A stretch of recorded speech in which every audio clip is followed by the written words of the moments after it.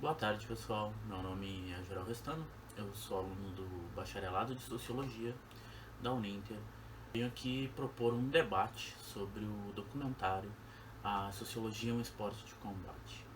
A proposta desse vídeo ela é gerar um debate, algumas reflexões que eu vou trazer.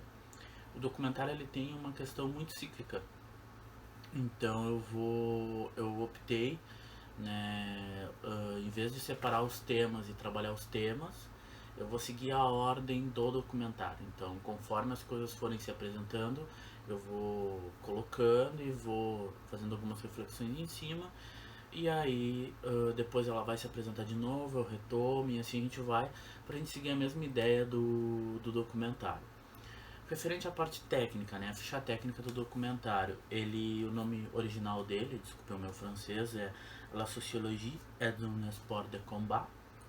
Ele foi lançado em 2001, um ano antes do falecimento do Bourdieu, e ele acompanha o Bourdieu por 3 anos, de 99, 2000 e 2001. Em 2002 o Bourdieu vem a falecer. Ele foi feito, né, a direção dele é por Pierre Carles. Ele tem a duração de 100 minutos. Né? Ele foi feito de 98 a 2001, desculpe.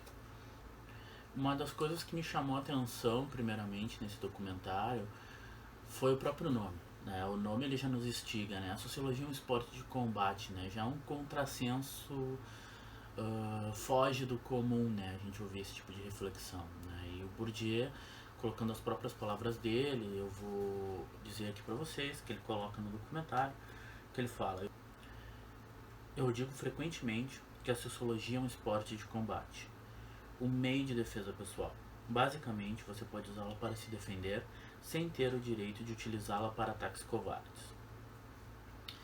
Aqui ele já nos traz uma ideia, né? Colocando essa definição do porquê desse título também e do porquê dessa ideia do esporte de combate. Ele já nos traz algo que a gente vai ver muito durante o documentário, que é a prática da sociologia, né? Então, tirando um pouco aquela visão mais, como posso dizer, no ar, né? Mais uma visão intelectual das ideias, do pensamento, e trazendo, claro que isso é importante, isso existe, mas não deixando só nisso, trazendo para a vida pessoal.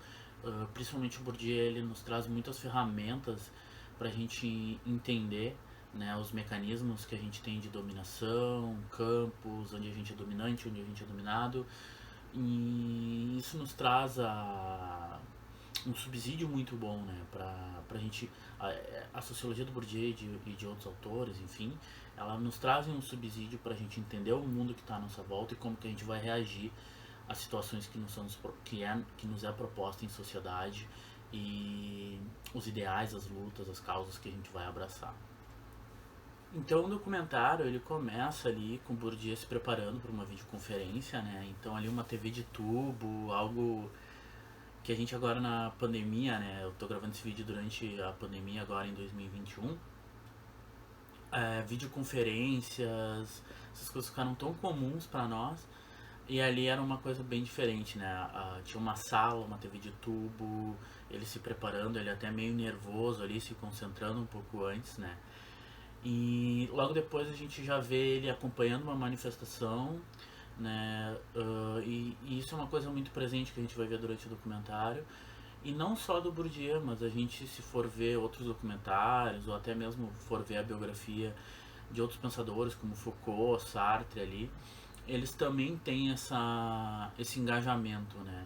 Então não era raro ver eles participando de algum movimento social, de uh, algum movimento de direitos, requisitando direitos, enfim, ou que se olhasse para determinado tema, né? Isso é bom, eu acho que tanto para o sociólogo quanto para quem está ali, porque primeiro para o sociólogo, ali ele vai poder colher muito material, ele vai poder conversar com pessoas, até porque o Bourdieu ali é interpelado em alguns momentos, né, por, por algumas figuras, e a gente consegue ver ele já como uma figura pública, enfim, conversando, trocando uma ideia ali e ouvindo, podendo captar ali as impressões de cada um, como também tira um pouco aquela visão do pensador, do intelectual, só na academia, né? Então ele só dentro de sala de aula, só dentro do ambiente universitário, e ele participando ativamente da vida da comunidade, da sociedade, o que para um sociólogo é o tema de estudo, né? Ele vai estar ali em campo, podemos dizer, né? Depois a gente é levado ali para um ambiente universitário, onde ele vai estar falando um pouco ali, vendo a agenda, conversando com a secretária, enfim, mostrando que esse lado também a gente vai ver sempre esse jogo entre vida pública, entrevista, aula, gabinete, enfim. A gente nota também, por exemplo, na entrevista para aquele programa de rádio, enfim, logo depois também ali ele responde uma série de questões sobre feminismo. O que a gente nota? Que na rádio e a entrevistadora ali também daquela parte sobre feminismo instigam muito ele, querem extrair dele opiniões pessoais, que com certeza ele tem as opiniões dele, mas a gente vê o Bourdieu usando muito a esquiva, né? Então, aí falando, remetendo ao próprio esporte de combate, ele se esquivando e ele se colocando e trazendo sempre a questão científica. Então, ali, por exemplo, na rádio, quando ele é questionado a quem serve a dominação, a quem serve a desigualdade, né? Ele coloca, olha, isso não é uma questão científica, isso é uma questão política. A gente estuda a parte científica disso, mas a parte política não cabe ao sociólogo se colocar. Mesma coisa ali a gente vê com o feminismo, quando ela fica instigando ele para colocar, olha, defina o feminismo, defina o movimento feminista. Ele acaba colocando uma definição, ele acaba falando alguma coisa ali e no final ele usa um é provável. Então a gente já vê ele com essa experiência, a gente vê ele com esse jogo de palavras, né? Ele é um debatedor muito bom. Ele, até por saber que é uma figura pública naquele momento e que, dependendo de uma definição, a forma que ele colocar ou uma tomada de partido ali, para aquele público naquele momento não é o ideal. A gente vai ver em outros momentos ele se posicionando, então a gente vê muito ele colocando, se esquivando em alguns momentos e em outros momentos ele sendo mais ácido, sendo um pouco mais incisivo, conforme o público ou o direcionamento da fala que ele quer colocar. Ele coloca, né, a gente vê ali um pouco do pensamento dele, né? Ele coloca que quando ele começou a estudar se falava muito em mutação, em transformação, que as coisas estavam sempre mutando, as coisas sempre se transformando, só que ao mesmo tempo existia uma inércia, né? Essa reprodução social, né? E daí isso chamou a atenção dele, ele começou a germinar as ideias dele ali ainda como bolsista, começou a germinar os pensamentos dele e do que viria a ser o trabalho dele. Logo depois ele acaba colocando também a questão da educação, a questão da escola. E aí a gente tem um paradoxo, né? Ele coloca ali, por exemplo, que a escola é um ambiente de reprodução social, ele fala da questão da docilidade feminina, que isso gera um desempenho melhor, porque o que acontece? O hábitos da mulher já é de aceitar mais as ordens, saber entregar o que a professora quer, saber ler melhor a professora, se adequar às normas exigidas pela escola. Então isso gera, no ambiente geral, um melhor desempenho escolar feminino, né? Em contraponto ao masculino. E ele já nos coloca esse modelo de reprodução dentro da escola. E aí o paradoxo vem de que a gente entende também que a educação ela é um meio de transformação e um meio da gente quebrar, né? Então a gente sempre fala que, por exemplo, quebrar o machismo, misoginia, essas coisas a gente precisa de educação. E aí a gente começa a ter esse paradoxo, né? Pô, se a escola é um ambiente de reprodução, vai reproduzir esse ambiente machista, misógino, enfim, preconceituoso, racista. E só que ao mesmo tempo a gente precisa de uma transformação, e essa transformação, num entendimento meio geral, é através de educação. Então a gente começa a refletir sobre isso e que talvez a ideia seja também mudar um pouco o modelo educacional que a gente tem, que é um modelo pós-revolução industrial, que se a gente parar para ver ainda hoje, quando nós olhamos uma propaganda de uma universidade, por exemplo, ou muitas vezes de escolas, ela está dizendo que ali está se formando líderes para o futuro, está se formando profissionais, está se formando, enfim, sempre com a ideia do mercado de trabalho, sempre preparando a pessoa para adentrar e ser útil no mercado de trabalho, a profissão do futuro. Seu filho vai ser um líder, seu filho vai ser um CEO, enfim, tudo mais, preparar para a tomada de decisões, né? Então, a gente vê isso muito forte ainda na educação e que a gente precisaria transformar essa ideia de repente buscar formar cidadãos. A parte do trabalho ela é importante, ela é essencial na nossa vida, mas ela não é única, né? A gente tem outros aspectos que é importante desenvolver. E claro, eu não sou um especialista em pedagogia, mas juntamente com equipes, enfim, multidisciplinares, já existe, né, esses questionamentos, já existem países que aplicam um modelo um pouco diferente, e a gente tentar aqui, falando daí agora de Brasil, de tentar se espelhar e ver aquilo que se adaptaria à nossa realidade e começar uma transformação por aí, né? Por mais que a gente viva um momento que vai justamente no caminho contrário, né? Ainda pegando esse gancho, a gente nota que logo depois ele vai começar a analisar alguns papéis da época que ele era bolsista, enfim, e ele já fala ali, né? Ele coloca que naquele tempo existia uma rixa, né? Entre os bolsistas e os herdeiros, né? Os que já herdavam aí um capital cultural, um capital financeiro, um capital social, e os bolsistas, né? Que dependiam de subsídios, enfim, para poder estudar. E que existia uma certa rixa e que ele já coloca daí de forma jocosa, mas até inspiradora de certa forma, que os sociólogos sempre na má categoria, né? Então, ali ele já nos coloca um pouco dessa ideia, por exemplo, de profissões mais e menos reconhecidas, né? Então, desse capital simbólico das profissões, né? Que colocando um exemplo, a medicina e direito no Brasil são profissões que te trazem um, um status maior do que tu ser um sociólogo, né?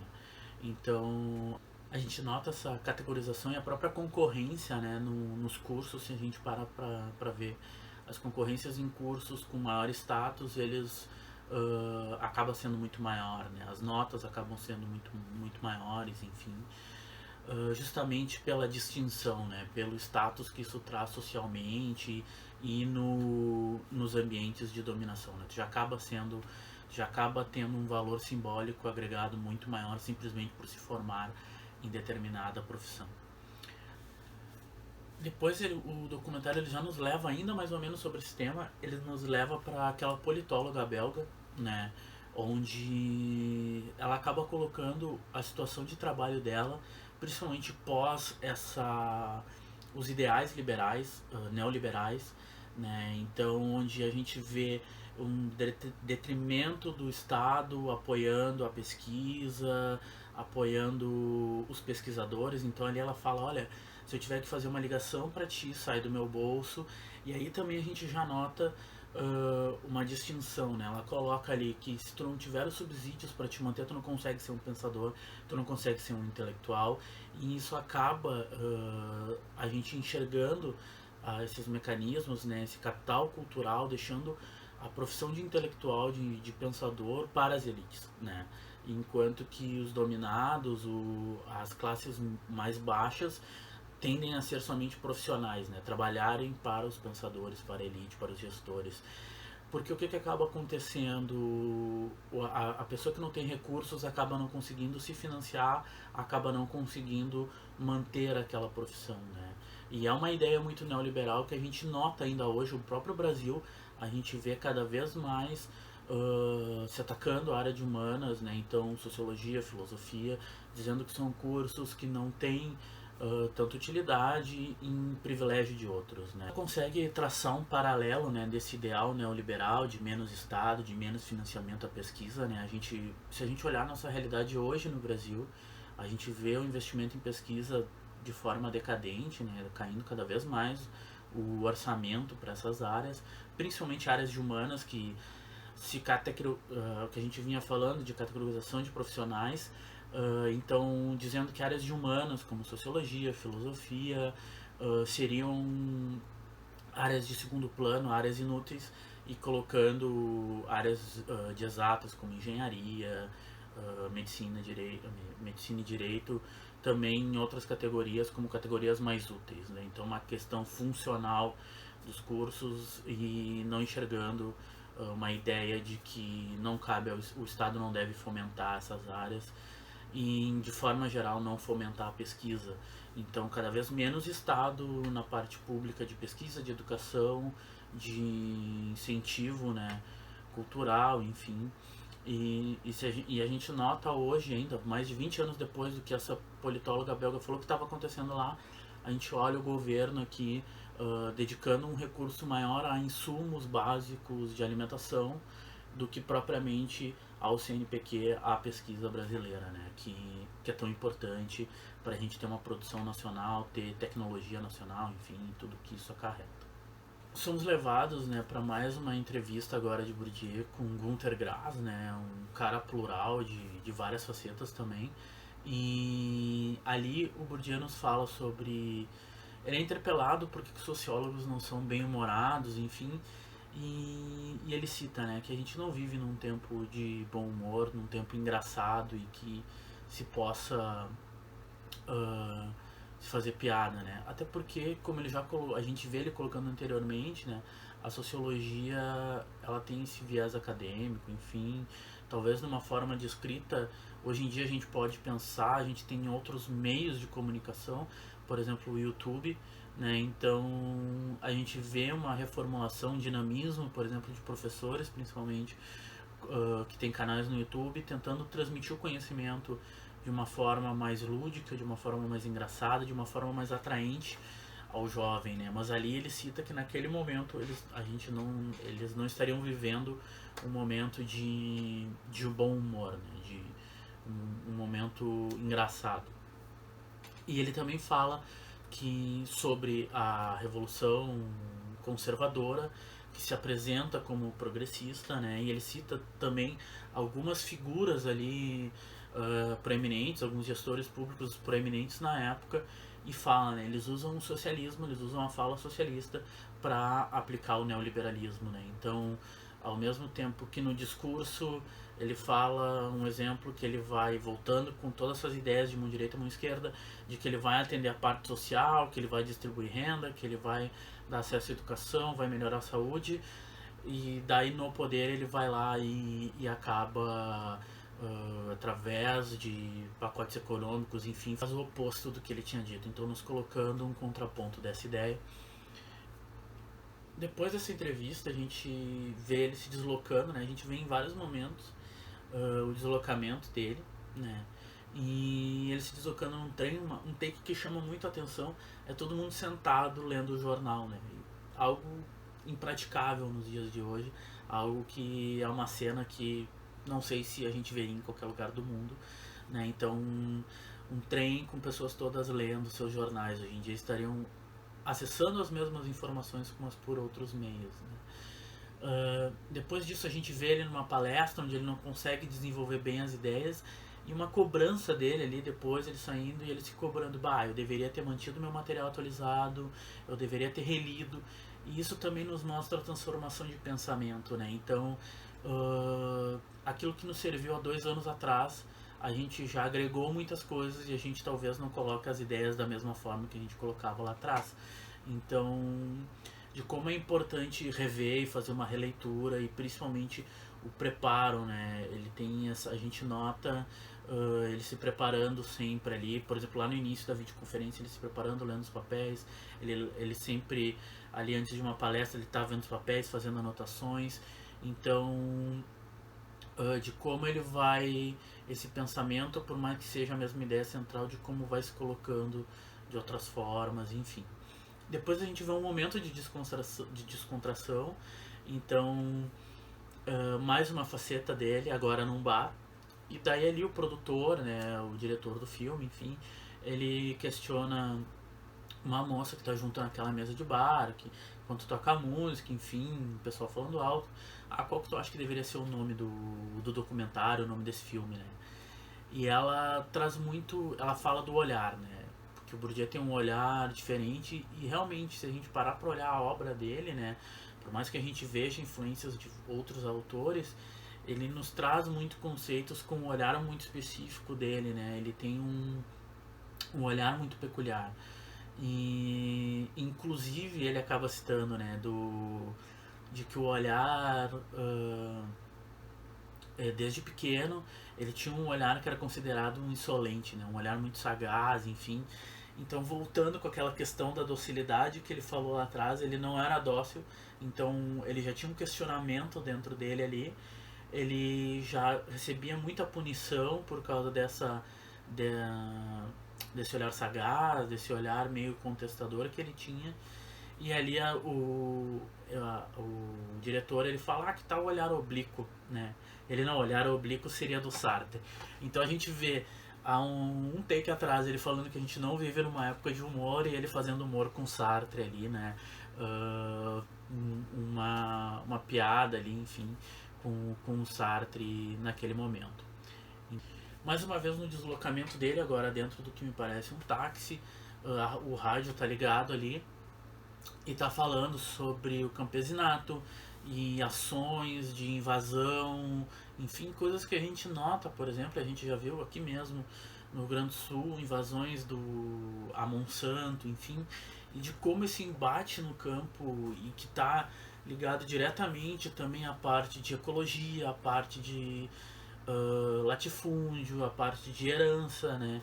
A parte de globalização, de uma ideia neoliberal, enfim, todos esses conceitos, como a gente vê que esse take ele não está ali à toa, ele está ali para mostrar também essa violência que existe dentro do campo, essas manifestações que enxergam numa empresa, numa multinacional ali como um alvo, um contraponto, enfim. Então, mais essa efervescência de ideias e dessa leitura do que vem acontecendo e que a gente nota que o que acontecia naquele momento a gente está 20 anos depois e continua com os mesmos debates, né? Então essa ideia de reprodução, de inércia social que ele fala, a gente consegue notar ao longo, se a gente contrapor com o momento atual, a gente nota que existe essa inércia de que os temas, os debates continuam aí. Bom, chegamos à parte final do documentário, que para mim coroa tudo aquilo que vem sendo trabalhado, né? Tanto na ideia que o Bourdieu coloca da ideia do esporte de combate, então ali a gente vai ver um ambiente de troca onde um ataca, o outro defende, contra-ataca, enfim, uma discussão de ideias ali, uma sopa, uma efervescência cultural muito grande, né? Onde ele vai para tá ali numa mesa onde ele é a principal figura, um auditório lotado, né? Em uma comunidade local, enfim, com vários anseios, né? Então, para mim, eu acho que esse é o ponto alto, assim, digamos, do documentário, onde a gente vai ver colocadas as ideias, as teorias de Bourdieu, onde a gente vai ver essa ideia do esporte de combate e essa ideia do sociólogo atuante, o sociólogo que faz a parte de teoria, mas que também vai pro embate, que está lá junto dessa efervescência desse ambiente, né? Então eu vou trabalhar principalmente duas figuras ali. Tem várias pessoas que falam, mas eu destaco duas. Primeiro, o Said, né? A gente vê ele falando, por exemplo, que todos os espaços de convivência que eles tinham, terreno baldio, espaços culturais, enfim, tudo isso é retirado, né? Sem uma consulta, é feito de uma forma violenta. Eles se sentem subtraídos de certa forma porque eles perdem esses espaços que eram importantes dentro da comunidade de convivência. Ele fala também que eles anseiam, né? Eles pedem, então, beleza, tragam espaços culturais, espaços, ambientes de convivência, de cultura, educação, enfim. E isso, a resposta que eles obtêm é uma delegacia. Então, mais delegacia, mais policiais, mais repressão. Como ele mesmo diz, os policiais sabem da vida de todos, né? Eles não podem, se eles tiram, por exemplo, para gravar uma ação policial, eles já sofrem uma certa coerção, enfim. Então a gente vê aquele embate, aquelas ideias que vieram sendo trabalhadas em todo o documentário sendo expostas ali. O Said, basicamente, ele também dá uma aula ali da questão de violência simbólica, né, na prática, quando ele diz, olha, a gente vai para Paris e a gente só entra em alguns lugares porque a gente é artista. Se não fôssemos artistas, se não estivéssemos ali com essa roupagem, a gente não poderia entrar nesses lugares. Esses lugares a gente não pertence a eles. Então é violência simbólica na realidade, no dia a dia, e aí trazendo de novo a sociologia, o esporte de combate, para eles terem essa consciência e saberem se defender disso. Ele fala, então, né, essa ideia de que, por exemplo, olha, esse é um centro cultural, um centro de convivência, a gente passa alguns filmes e está sempre vazio. Mas basta o Bourdieu vir porque a gente vê uma ideia de ataque muito ao sociólogo, de ataque muito ao intelectual, ao anti-intelectualismo. Então eles veem, o Bourdieu vem e isso aqui fica cheio. Mas no dia a dia não fica cheio, né? Ele cita, tudo nos é impostos, o advogado, então, o defensor público, né, como a gente poderia dizer, é escolhido pelo Estado, é esse cara que vai te defender, tu vai ter isso aqui, essas são as decisões, então são decisões, a gente pode trazer até a ideia, por exemplo, do orçamento participativo, onde se tem uma construção de que a comunidade define as prioridades, aonde devem ser colocadas as prioridades, por exemplo, dos recursos públicos, né? E ali ele está reclamando justamente do inverso, que eles não têm lugares de fala, que eles não têm nenhuma participação nas decisões que são tomadas naquele espaço onde eles vivem. Todas as decisões que são ali tomadas são decisões que não tem a comunidade consultada. Então, enquanto o Said coloca isso, né, a gente vê essa dissimetria de tratamento, né? Então, e eu fico imaginando, enquanto o Said colocava aquilo, e até o Bourdieu depois fala que ele tem uma visão muito pessimista e que ele quer trazer uma visão mais esperançosa, eu fico imaginando o Bourdieu justamente, né, enxergando toda essa parte teórica dele na prática ali, né? Ele o Said colocando a vivência, a experiência pessoal, e aí voltando lá, por exemplo, aquele link com os alunos, onde ele fala, olha, transforma a tua experiência social em ciência. Então o Said podendo, por exemplo, olhar essa experiência pessoal dele e transformar isso em um trabalho científico, em traduzir para aquilo que ele teve na experiência dele para uma produção científica. Outra figura ali que nos chama a atenção é o Mounier, né?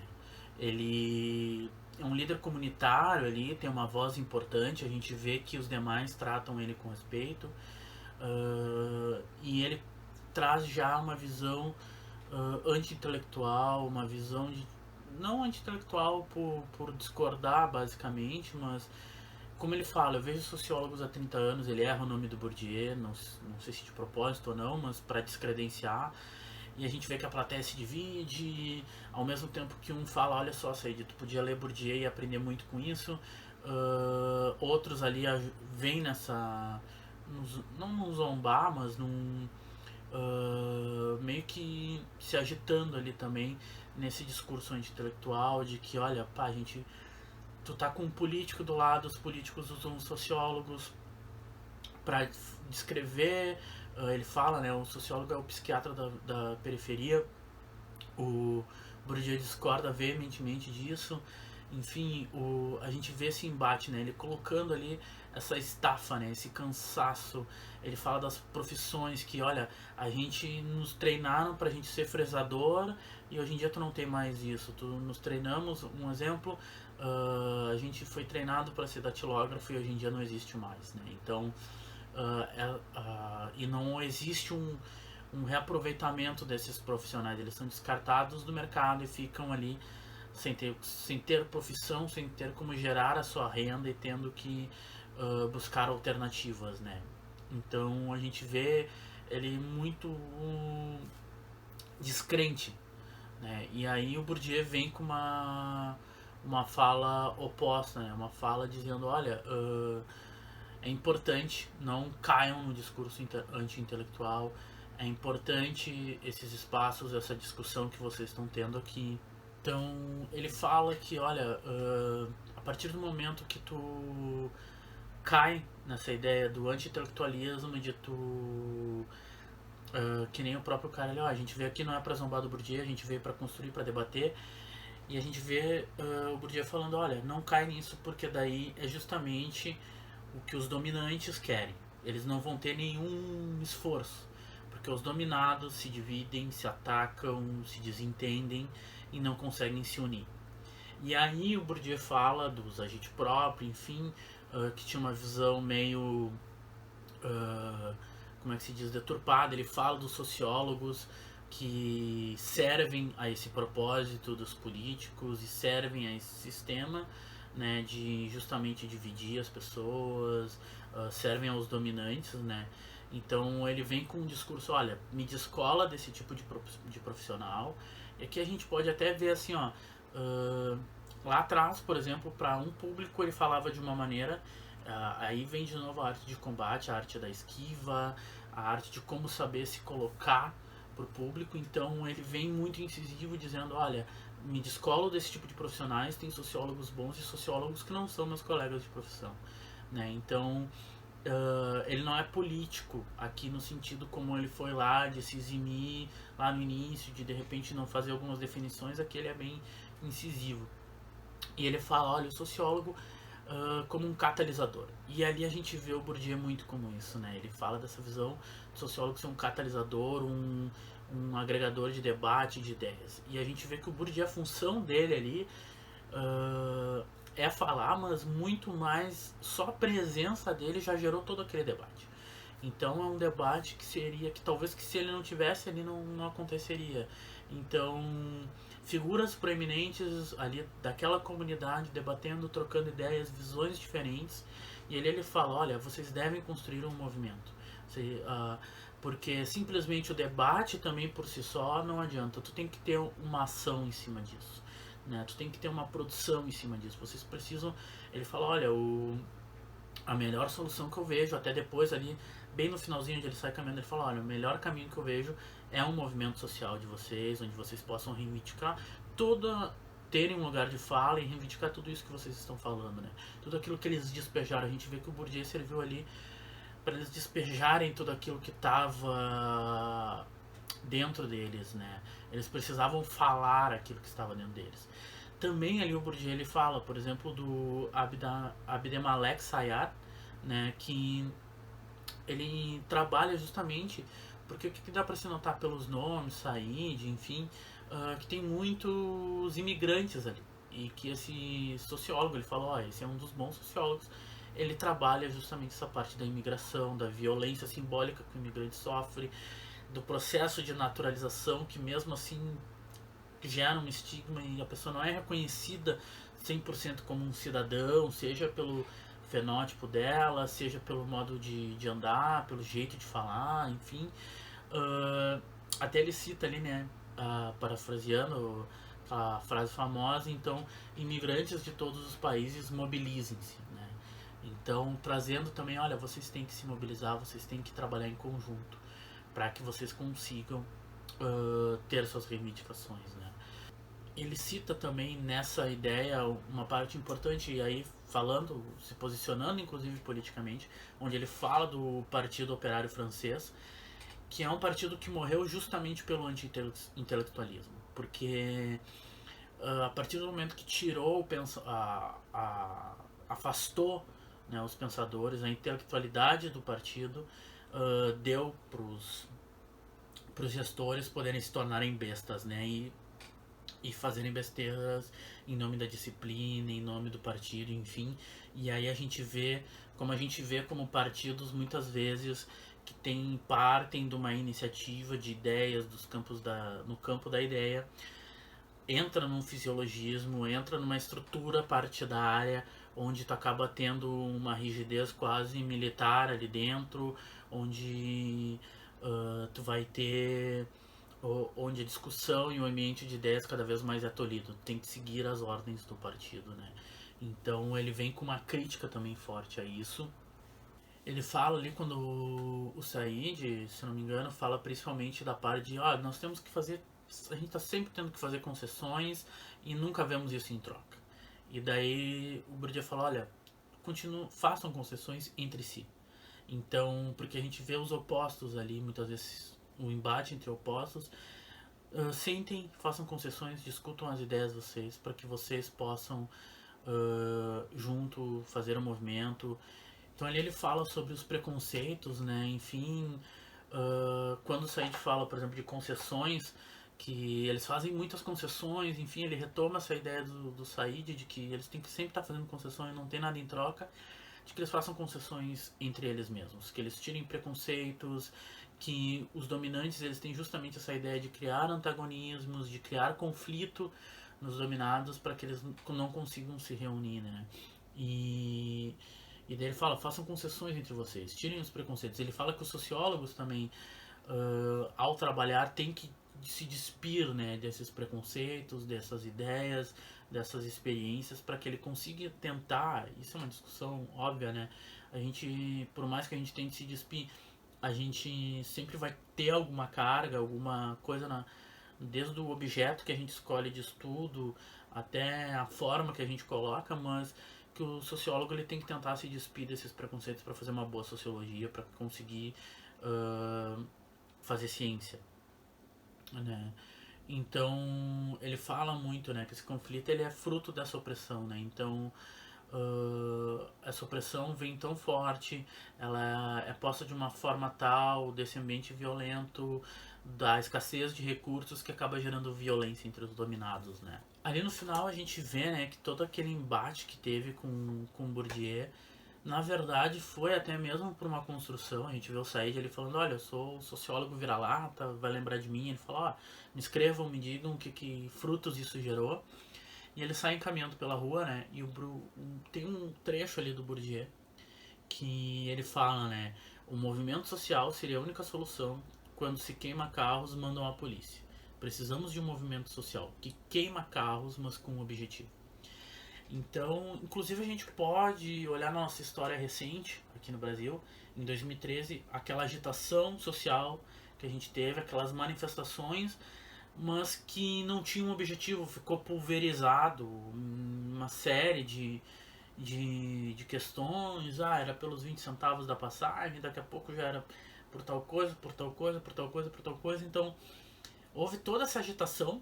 Então, como ele falou, se queimou carros, mas isso por si só gera repressão e vai vir e não vai se chegar a lugar nenhum, porque não se tem uma pauta. Então, se tu quer fazer um movimento social, e aí não necessariamente queimar carros, mas chamar a atenção com isso, mas se tu quer atingir algum objetivo, tu tem que ter uma pauta clara. Tu precisa ter um objetivo com aquele teu movimento, né? Então, a gente olha, por exemplo, no Brasil, a gente viveu muito disso, né? Depois se teve um movimento pro impeachment, depois a gente nota que essa grande revolta que ocorreu lá em 2013, nessas manifestações, elas não tinham um objetivo claro e acabaram, não digo que não dando em nada, porque se gerou uma série de manifestações, uma cultura de manifestação para multifacetado, para várias correntes políticas, direita, esquerda, várias pautas, né? Mas naquele momento não se teve uma pauta específica, né? Então o Bourdieu traz essa ideia de que tu precisa de uma pauta, de que tu precisa ter um movimento, criar um movimento, mas reivindicando coisas específicas para que tu consiga sentar na mesa e negociar aquilo ali. E no fim, como diria o Raulzito, né? E tudo acaba onde começou, né? Então volta para a videoconferência, o Bourdieu ali se preparando, se concentrando, enfim, com aquele, dá para imaginar até que ele tá com frio na barriga ali. E a gente vê muito essa coisa cíclica do documentário. Documentário indo e voltando nos temas, fazendo construções, mostrando várias facetas do Bourdieu. É um baita documentário, a meu ver, principalmente para quem gosta da sociologia do Bourdieu, para quem gosta do autor, ou mesmo quem não goste, para conhecer bem várias facetas, ou quem não conhece nada da vida de um sociólogo, poder ver como que é um grande sociólogo, um dos nomes mais dominantes no campo da sociologia, né? Uma das teorias mais difundidas em citações, enfim. Uh, como que era a vida dessa pessoa, como que era o modo de trabalho, as pautas de como que ele agia, enfim. Então agradeço vocês que me acompanharam até aqui nesse debate. Fico na espera das considerações de vocês. Peço que coloquem aqui nos comentários, enfim, quais foram as considerações, se discordam, concordam do que eu coloquei. Enfim, peço que me mandem, vai ser um período específico, tá? Mas dependendo do período que estiver assistindo esse vídeo, vai ter um e-mail aqui embaixo que tu pode mandar o teu nome e o teu e-mail que tu quer receber um certificado por ter assistido esse curso, enfim, esse curso de extensão. Ele vai ter um certificado pela Uninter. Peço que vocês me mandem. E muito obrigado até aqui. Vamos discutir, vamos conversar e agradeço a atenção de todos. Muito obrigado.